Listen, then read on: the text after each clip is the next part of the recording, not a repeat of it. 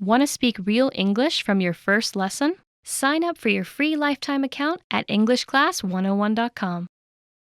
Hi everybody, my name is Alicia. In this lesson, I'm going to talk about some common contractions, and I'm also going to introduce their pronunciations. Hopefully this can help you sound a bit more natural.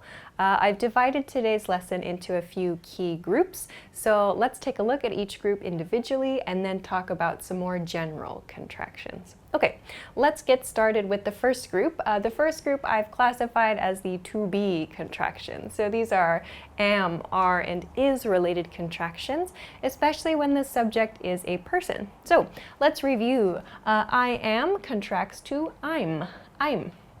So I am, I'm. You are contracts to your. Remember, this is Y-O-U apostrophe R-E, not Y-O-U-R. That's the possessive form. Your. We are contracts to we're. We're is the pronunciation. We're. They are contracts to their. They are their. He is contracts to he's. She is contracts to she's. It is contracts to its. This one has an apostrophe, its. No apostrophe is the possessive form, something belonging to an object, its. And finally, that is contracts to that's. Okay, so here's our first group. Let's move on to a little bit more challenging, perhaps, using would to make the contracted form. Also, I'll talk about the past tense and the negative form here too. So first, I would contracts to I'd. You would contracts to you'd. So you'll see we just keep this D sound here. I'd, you'd, we would becomes we'd. They would becomes they'd. He would becomes he'd. She would becomes she'd. It would becomes it'd. This one's tricky. It'd is the pronunciation. It'd. That would becomes that'd.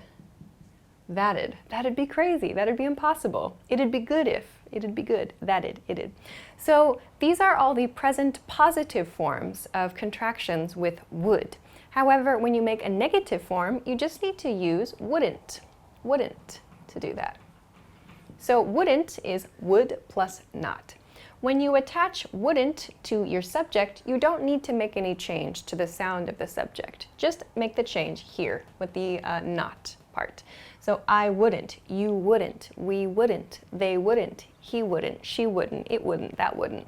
So there's no change to the subject pronunciation. We're only making the change here. So that's for negative. When you want to make the past tense, when you want to use would with a past tense expression, we just use would plus have. I'll put this here. So would plus have becomes would've.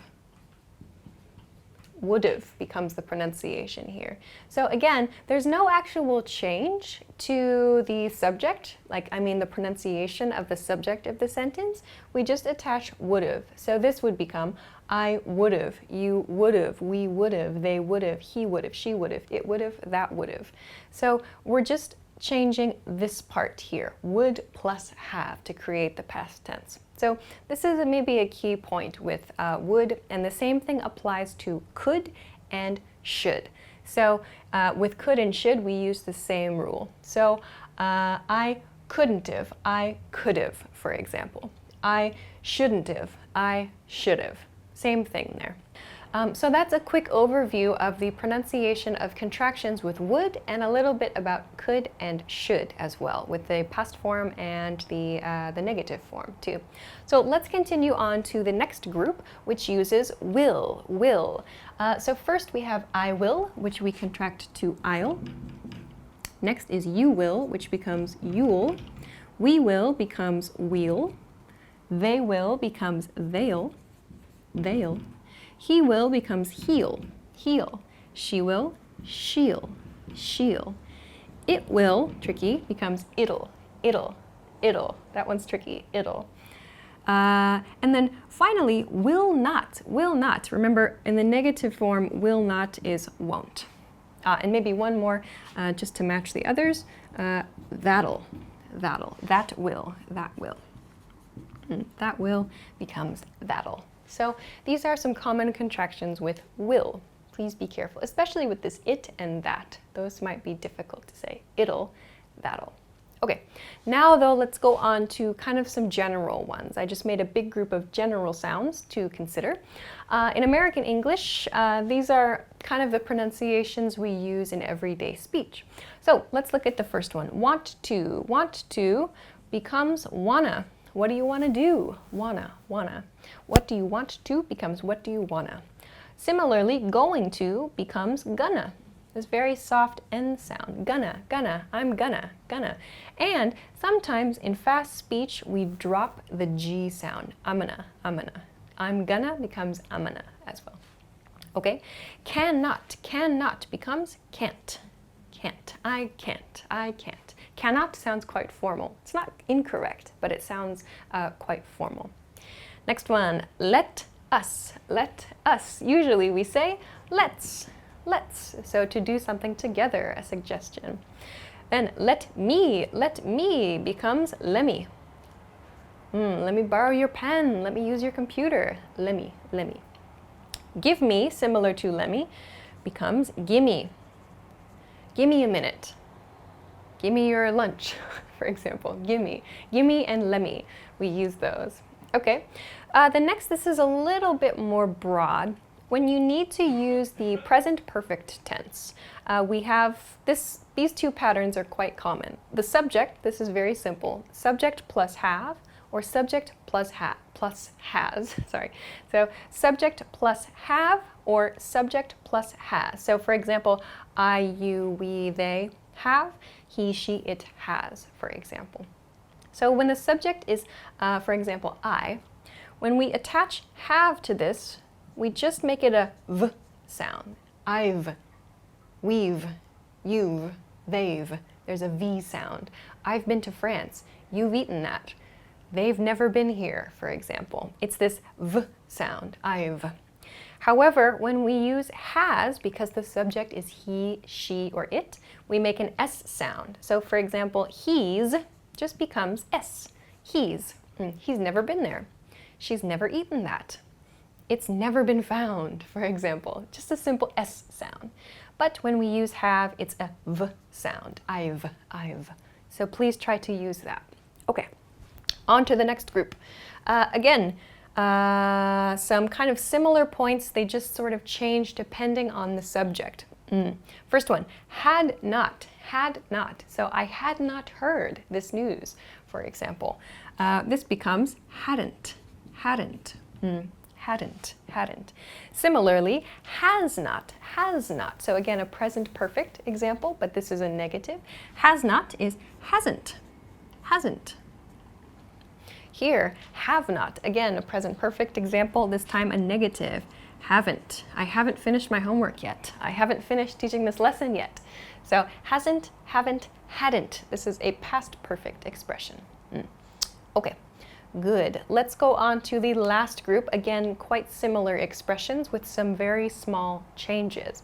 So here I have somebody is or has. I have a slash here because we use the same pronunciation for both of these.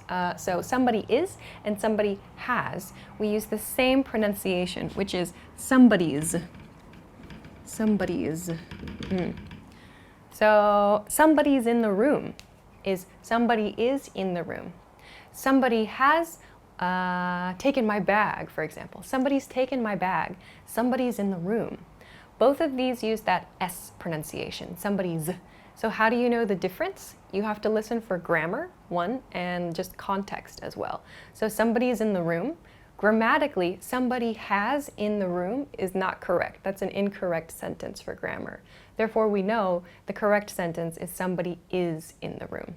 Somebody has taken my bag. Somebody's taken my bag. I know somebody is taken my bag is grammatically incorrect.